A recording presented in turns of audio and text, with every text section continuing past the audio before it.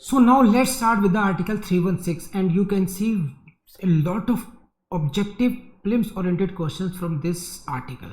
So don't forget to concentrate over article 316. 316 को आप नहीं भूलेंगे. 316 से आप लोगों को बहुत ज़्यादा क्वेश्चंस मिलेंगे किसी भी एग्जाम में जा रहे हैं. Even if you are going for the LLM entrance, even if you are going for any exam in which there is a possibility of the questions from the constitution, you can see the questions from article 316. This is the importance of 316. Now please see this. This is article 316. This is article 316. Appointment and the term of the office of members.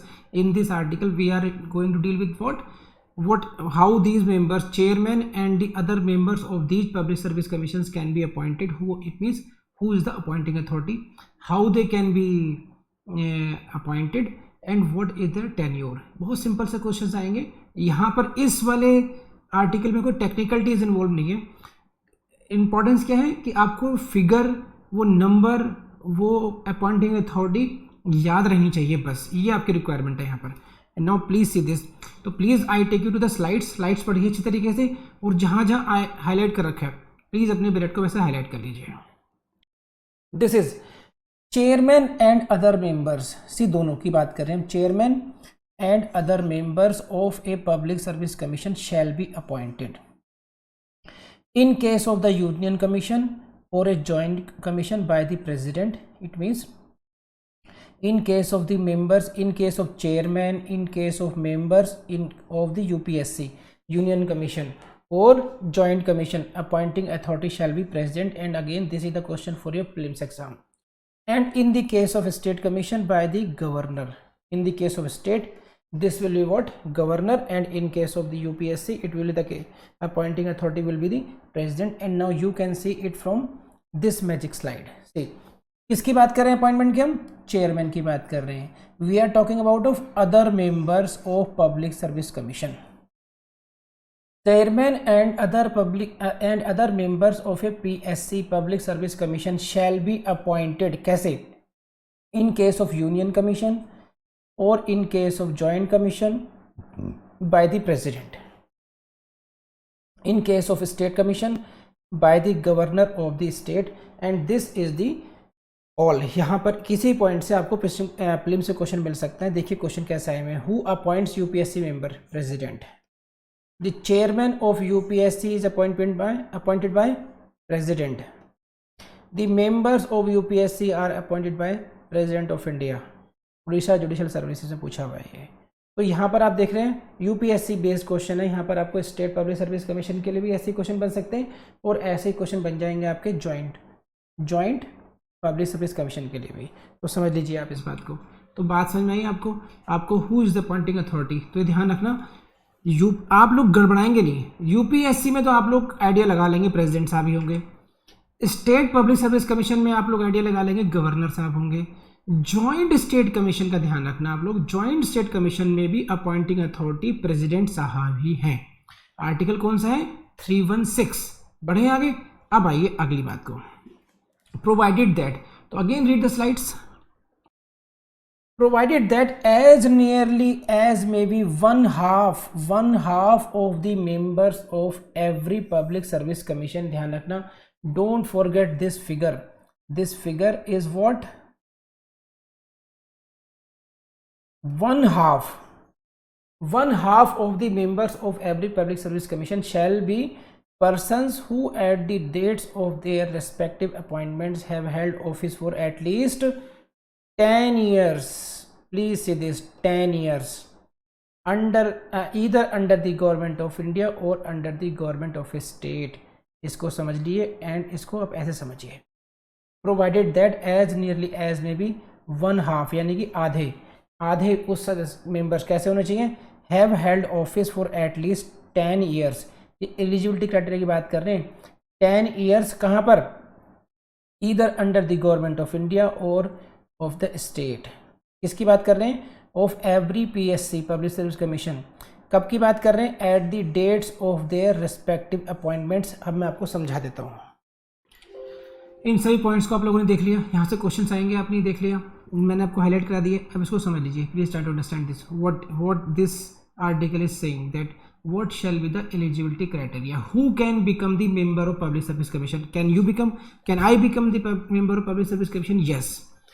What is the criteria? That at least you must be having experience of 10 years, at least 10 years have held office, at least 10 years under the government of India or state. Interesting बात क्या है, यहाँ पे कोई rank prescribe नहीं किया, no rank is prescribed. You may be a teacher, you may be a clerk, you may be a peon. What is required? That minimum 10 years experience is required. That is very, that is something interesting for you. So don't get confused. 10 years को याद रखेंगे, 10 years experience at the government job बस. और वो job कैसी है इससे फर्क नहीं पड़ता, because they have not prescribed any formula for that. कोई उन्होंने मिनिमम एलिजिबिलिटी नहीं बनाई है. मिनिमम एलिजिबिलिटी केवल 10 ईयर्स गवर्नमेंट पोस्ट को अपने होल्ड किया है, और वो भी कहाँ पर हो सकती है, गवर्नमेंट ऑफ इंडिया में हो सकती है. वो कहाँ हो सकती है, गवर्नमेंट ऑफ स्टेट में. किसी राज्य में या केंद्र में आपने 10 साल तक कोई सरकारी पद पर आप रहे हैं, तो ऐसा आप बन सकते हैं. लेकिन वो भी कितने, half, at least half of the members of this. इसका मतलब क्या है, देखिए 1/2 ऑफ द मेंबर्स का मतलब क्या हुआ, 1/2 का, इसका मतलब ये हुआ, supposedly if there are suppose 20 public service commission members in the UP, in the public service commission of the UP there are supposed 20 members, fine, then half, at least half, it means 10 of those must be from the government sector, must be those persons who have held the office in the government of India or the state for 10 years. और बाकी 10 का क्या, उन 10 के लिए कोई भी criteria fix नहीं है. They can be even the political appointee, they can be outsourced from any of the field, कहीं से भी उनको लिया जा सकता है. तो आप समझ रहे हैं इस बात को कि पब्लिक सर्विस कमीशन में जो आपकी गवर्नमेंट जॉब के लिए नियुक्ति करेंगे साहब, उनके जो मेंबर्स हैं उनकी नियुक्ति गवर्नमेंट डिपार्टमेंट से नहीं हो रही है, वो गवर्नमेंट डिपार्टमेंट से नहीं आ रहे हैं, वो देख रहे हैं आप लोग. तो ये इसमें एक नई सी बात है जो आपको परेशान कर सकती है. एग्जाम में अगर आपने पढ़ नहीं रखा तो हो सकता है आप इसमें कोई ना कोई इसमें आप तुक्का लगाएं इसमें, तो डोंट डू दैट. सिंपल सी बात है, मिनिमम 50% ऑफ द मेंबर्स के लिए क्राइटेरिया बनाया गया. वो क्राइटेरिया है 10 years government job, he must have held the office for 10 years, at least 10 years under the government of India और under the government of the state. ये है बस. बाकी के 50% का क्या होगा, उनके लिए कोई क्राइटेरिया फिक्स नहीं है. कर लेंगे आप लोग. तो ये रही दूसरी बात. अपॉइंटिंग अथॉरिटी कौन था, प्रेसिडेंट साहब थे या गवर्नर था. प्रेसिडेंट साहब किस में थे, प्रेसिडेंट साहब थे जॉइंट कमीशन के केस में और यूपीएससी में. गवर्नर साहब किस में, स्टेट पब्लिक सर्विस कमीशन में है. दूसरी बात क्या है यह करके कि 50% of the member should be from the government offices. Minimum जो उनको 10 ईयर्स का एक्सपीरियंस होना ही चाहिए. He must be having 10 years experience, he must have held 10 years as a 10 years at the post of the government of India, government of the any state maybe. Next come to this, in computing this, ये इसका कोई खास वो है नहीं, question आएगा नहीं, फिर भी पढ़ाया था आपको मैं. In computing this set 10 years. अब 10 years की कंप्यूटिंग कैसे करेंगे, कहाँ से करेंगे, any period before the commencement of this constitution, यानी कि 1950, 26 जनवरी 1950. कमेंसमेंट ऑफ कॉन्स्टिट्यूशन कब से हुआ था, 26/1/1950 से.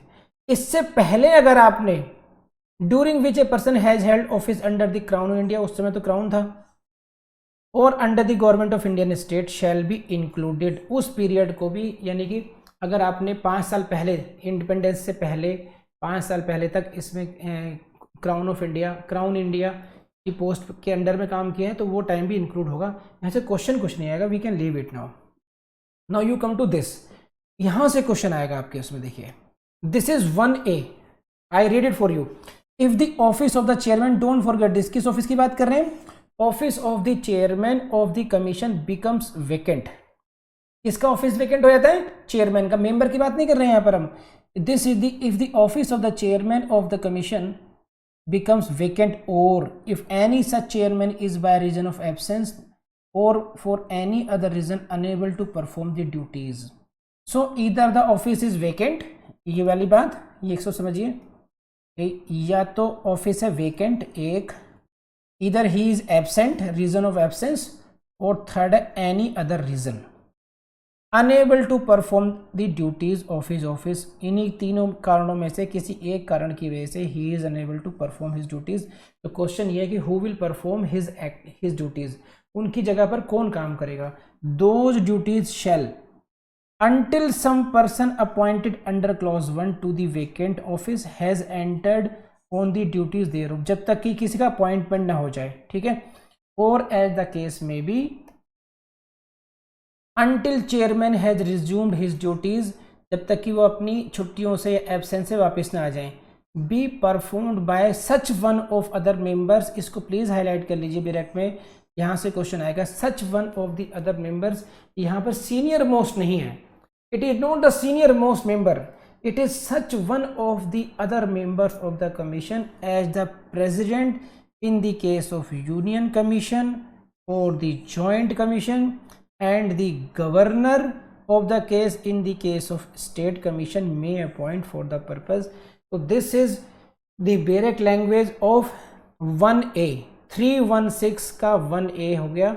एंड नाउ प्लीज ये सीधा इसको समझने के लिए मैं आपको इससे समझाता हूँ। ये है मैजिकल स्लाइड आपकी, इसमें समझिए, मेथड देखिए आप, इसको समझिए। देखिए 1A is dealing with the situation what when chairman of any commission, chairman of the public service commission of the state और द जॉइंट कमीशन और the UPSC, he is anyhow not able to perform his duties. नहीं समझ रहे बात आप। जो chairman साहब हैं, या तो उनका जो पद है वो वेकेंट हो गया, he has died, he has resigned, और for any other reason his tenure has come to an end, his office is vacant, उनका पद अभी रिक्त है, शुद्ध हिंदी में बात करी जाए तो। दूसरी बात, he has gone for the leave now, Goa चले गए घूमने के लिए, मॉरिशस चले गए घूमने, कहीं भी चले गए घूमने, but he is on leave now. Again there is no one to perform his act, his duties in his absence or for any other reason his office is vacant। तो किसका देखिए स्लाइड में देखिए, office of chairman, office of the chairman क्या है, vacant है। Other या chairman is reason of absence और any other reason unable to perform the duties of his office, then who will perform his duties, then such one of the other members as the president in case of UPSC, in case of joint commission and the governor in case of state may perform it। तो this is the question of prelims. मैं आपको slide में दोबारा दिखाता हूँ इसको, please see this. देखिए यहां से इसको ऐसे समझिए आप, देखिए we are talking about the office of the chairman, number 1, please keep it in mind, his office is vacant for any other reason, got it? This is first point। Second, either his office is not vacant but he is absent, this is the second possibility, or any other reason he is unable to perform the duties of his office। This is the present scenario for anyhow, either for the vacancy or for reason of absence or for any other reason he is unable to perform the duties of his office। It means there is no one in the office of the chairman, we are not talking about of any member, we are talking about of the chairman, and chairman is absent, chairman का office is vacant, whatever it is the ultimate it is what, he is unable to perform the duties of his office। Then what will be the consequence of that, who will be appointed to perform his duties for the time being, जब तक कि उनकी नियुक्ति नहीं हो जाती है। if his office is vacant, naturally there will be someone who will be appointed to his post to fill this vacancy, or if he is absent then he will himself resume his office। अगर वो छुट्टियों पे गए तो खुद वापस आ जाएंगे। यदि उनका पद रिक्त है तो उनकी जगह किसी अन्य व्यक्ति का अपॉइंटमेंट होगा नहीं होगा। तब तक के लिए टाइम के अरेंजमेंट के लिए किस व्यक्ति को करेंगे, तो ये ब्लू लाइन में आपके लिए आंसर छुपा हुआ है। This is the question of prelims. Such one of the other members, ऐसा कोई अन्य सदस्य जैसा कि प्रेसिडेंट साहब या गवर्नर साहब चाहेंगे और नियुक्त करेंगे। इसमें कोई ये क्राइटेरिया फिक्स नहीं है इस सीनियर मोस्ट मेंबर को चेयरमैन का पद दिया जाएगा for the time being. Acting chairman कह सकते हैं आप। एक्टिंग चेयरमैन कोई भी ऐसा व्यक्ति हो सकता है जिसको प्रेसिडेंट साहब या गवर्नर साहब नियुक्त करेंगे। प्रेसिडेंट साहब किसके बारे में करेंगे? यूपीएससी के बारे में या जॉइंट कमीशन के बारे में, और गवर्नर साहब किसके कैसे? स्टेट पब्लिक सर्विस कमीशन के बारे में। So this is all about 3161A के बारे में। तो यहाँ से जहाँ जहाँ से मैंने बताया कि such one of the other members, यहाँ से क्वेश्चन पूछा जाएगा। कर लेंगे आप लोग इसको भी। तो अपॉइंटमेंट कौन करेंगे, यहाँ से क्वेश्चन आएगा। अगर चेयरमैन साहब की वेकेंट है पोस्ट, तब किसको नियुक्त किया जाएगा, यहाँ से आपसे प्रीलिम्स का क्वेश्चन पूछा जा सकता है। Now come to the next for tenure पर। This is 2। Again you read a slide, क्योंकि यहाँ पे बहुत कुछ समझाने का कॉन्सेप्ट नहीं है, केवल हमें जानना है, और वही प्रीलिम्स के लिए। See this, A member of public service commission, A member including chairman भी एक मेंबर ही है, shall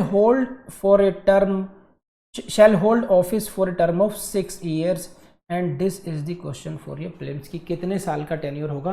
tenure will be 6 years from the date, किस डेट से? from the date on which he enters upon the office, जिस date को उनकी entry होती है उस ऑफिस में, जिस डेट से वो अपना पदभार संभालते हैं। from the date on which he enters upon his office or until he attains, in the case of union commission, age of 65 years, don't forget this, age of 65 years। Supreme court जज में भी यही होती है।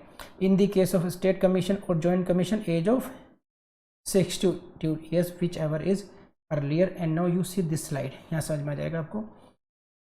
Term A member of public service क्या होगी? 6 years और until he attains 65 years age in case of UPSC, in case of 62 years state commission और जॉइंट कमीशन। ये ध्यान रखना अपना हो, यहाँ पर आपको थोड़ा कंफ्यूजन हो सकता है, ये ध्यान रखना। इसमें क्या देखिए, मैं तब देखिए आप लोग देखिए, अभी तक आप क्या देखते हैं कि प्रेसिडेंट सब अपॉइंट, जॉइंट कमीशन के बारे में बात कर रहा हूँ। जॉइंट पब्लिक सर्विस कमीशन के मेंबर्स के अपॉइंटमेंट कौन कर रहे हैं साहब? प्रेसिडेंट साहब कर रहे हैं। यही हो रहा है ना अभी। लेकिन जब हम लोग उनकी टेन्योर की बात करते हैं, जब हम उनकी एक बात करते हैं कि कितनी उम्र तक उस पद पे बने रह सकते हैं, देन स्टेट वाले नियम उन पे लागू हो जाते हैं। तो पहला नियम क्या था? This is 6 years। Anyone, even whether you are the member of a state public service commission और जॉइंट पब्लिक सर्विस कमीशन और of the UPSC, you can hold your office for 6 years। आप 6 साल तक अपने पद पर बने रह सकते हैं। ये बात आप ध्यान रखेंगे आप लोग। एक बात। Number 2, supposedly you joined at the age of 60 years and you are the member of public service commission Uttar Pradesh. आप किसी राज्य के पब्लिक सर्विस कमीशन के सदस्य हैं और आपने जो अपना पदभार है वो 60 वर्ष की आयु में संभाला। समझ में बात आ गई? और जैसे ही आप 62 ईयर्स के हो जाएंगे, आपको गवर्नमेंट कहेगी भाई साहब नमस्ते, आप 62 साल के हो गए, अब प्लीज़ रिटायरमेंट ले लीजिए। आप कहेंगे कि मैंने तो इस ऑफिस को 6 ईयर्स के लिए ज्वाइन किया था, कि नो, बिकॉज लाइन क्या लिखी हुई है इसमें, इस डायरेक्ट में क्या लाइन लिखी हुई है? Which ever is earlier, which ever is earlier. It means if the 62 years you become 62 years older before the expiration of 6 years, you will have to leave the office, you will have to retire from the office। तो 62 years और 6 year concept समझ में आ गया होगा आपको। जैसे मान लीजिए एक व्यक्ति है, he joined as the public service commission member at the age of 50 years, got it? Now he completes his tenure of 6 years by the age of 56 years, so he will have to retire from this post because he has completed his tenure of 6 years। he cannot say that I will continue up to the 62 years, no। तो 62 years पहले हो जाए या 6 साल पहले हो जाए, आपको पद छोड़ना पड़ेगा। तो मैक्सिमम ड्यूरेशन कितनी होगी? 6 ईयर्स तक। लेकिन उससे पहले ही अगर आप 62 साल के हो रहे हैं स्टेट पब्लिक सर्विस कमीशन या जॉइंट पे, तो आपको उससे 6 साल खत्म होने से पहले ही उस पद से हटना पड़ेगा। और स्टेट पब्लिक सर्विस कमीशन में 62 ईयर्स है और यूपीएससी में वही एज कितनी हो जाती है? 65 ईयर्स हो जाती है। क्वेश्चन यहाँ से आएगा, लेकिन टिपिकल कैसे हो जाएगा आपके लिए? फिर आप कहेंगे दिक्कत कहाँ है सर? दिक्कत वहाँ पर आती है कि 62 and 65 get mixed for you. 62 you get confused in your exam in 62 or 65, particularly in case of Joint Public Service Commission. What is the age of retirement in case of Joint Public Service Commission? The age is not 65 years as the case of UPSC. Age is age of 62 years. Why you get confused? अभी देखिए आप ये. When we were dealing with the 1A, I show you the slide. When we were dealing with the 1A, that office of the chairman is vacant, then Joint Public Service Commission was treated along with what? Along with as UPSC, है कि नहीं है? But तो sometimes you get confused कि the rules should be same in case of UPSC and in case of Joint Public Service Commission everywhere. It is not so in the case of Joint Public Service Commission. Age of retirement is 62 years. In case of UPSC, it is the age of 65 years. Don't forget, it is the question of a prelims exam. कर लेंगे. अब आगे बढ़ते हैं. Next please समझिए sir को, है ना. तो अपॉइंटमेंट हो गया, टेन्योर हो गया. Now come to the resignation etcetera, कि रेजिग्नेशन किसको देंगे वो. और अगेन यहाँ से क्वेश्चन आपका बनेगा, क्या आप किसी एंट्रेंस में जा रहे हो तो, जुडिशियल में जा रहे हो तो, या किसी भी एग्जाम में जाने जा रहे हैं तो आपको रेजिग्नेशन कौन किसको देगा, इसके क्वेश्चन बनते हैं. समझ लीजिए, केवल इसमें इन सेक्शंस में आपको पूरा एग्जैक्ट आर्टिकल रटने की जरूरत नहीं है, केवल आपको ये ध्यान रखना है. देखिए तो मैं पढ़ाता हूँ, फिर आपको पढ़िए इसको. This is provided that a member of Public Service Commission may by writing under his hand addressed in the case of UPSC Union Commission और Joint Commission. देखिए सेम ट्रीटमेंट हो गया यहाँ पर. अभी union commission, joint commission to the president. In the case of State Public Service Commission to the governor, and same thing can be seen in this magical slide. Resignation in case of UPSC or Joint Public Service Commission you will give to the president. In case of state you will hand over the resignation to the governor. And now see this side.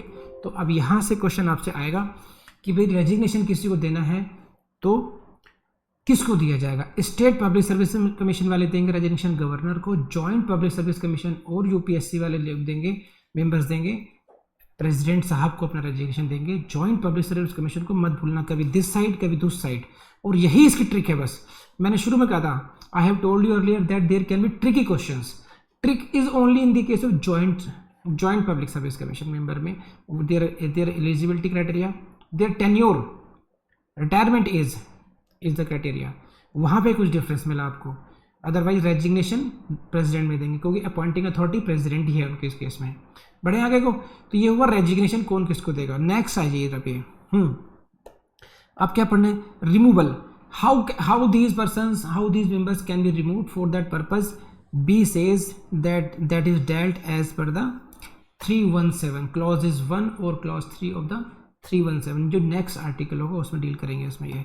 And this is again prelims question. Please see this slide please. A person who holds office as a member of a public service commission shall on the expiration of his office be ineligible for reappointment to that office. नहीं समझे बात. Ineligible for the reappointment to that office. That office को ध्यान रखना, ये क्या लिखा है, दैट ऑफिस. समझ लीजिए इस बात को. He can be appointed to some other office but he is ineligible to that. उस पर्टिकुलर ऑफिस के लिए नहीं हो सकते वो. If you are member you can not continue as a member. समझे आप ये. तो यहां से question, whether he is eligible for the reappointment और for the same office. No, he is not eligible for the reappointment to that office. Which office? Which he had held सो फार. जिस office पे वो रहे अभी तक, उस पर 6 साल के बाद दोबारा उस पद पर नहीं रहेंगे. ही can be promoted, he can become chairman. हम आगे आर्टिकल से पढ़ेंगे अभी. But he can not remain on the same office. He can not remain in the same office. ये आपको करना पड़ेगा. तो this is all about 316. And now very important article is 317. Very very important. Removal कैसे होगा बहुत important है आपके लिए, किन किन ग्राउंड्स पर होगा। तो साहब पढ़ लिया आपने, और अब जैसे पढ़ाया गया है इस लेक्चर में वैसे का वैसा याद जरूर कर लीजिएगा। 101% you are going to qualify the exam. अगर आपको एफर्ट्स पसंद आ रही हो तो please do like the videos, please इन वीडियोस को शेयर कीजिए और अपने कमेंट्स ज़रूर लिख करके भेजिए हमें, राइट। एंड इनके नोट्स, इनके बारे में हमारी वेबसाइट को ज़रूर एक्सप्लोर कीजिएगा। We are constantly updating our website vidhijudicial.com, उसको एक्सप्लोर करना बिल्कुल नहीं भूलें। और इस चैनल की भी डिफरेंट जो प्ले लिस्ट हैं उनको ज़रूर देख लीजिएगा। आपके लिए सब कुछ है यहाँ पर, आपको कहीं भी और जाने की ज़रूरत नहीं पड़ेगी। कर लेंगे। Thank you very much.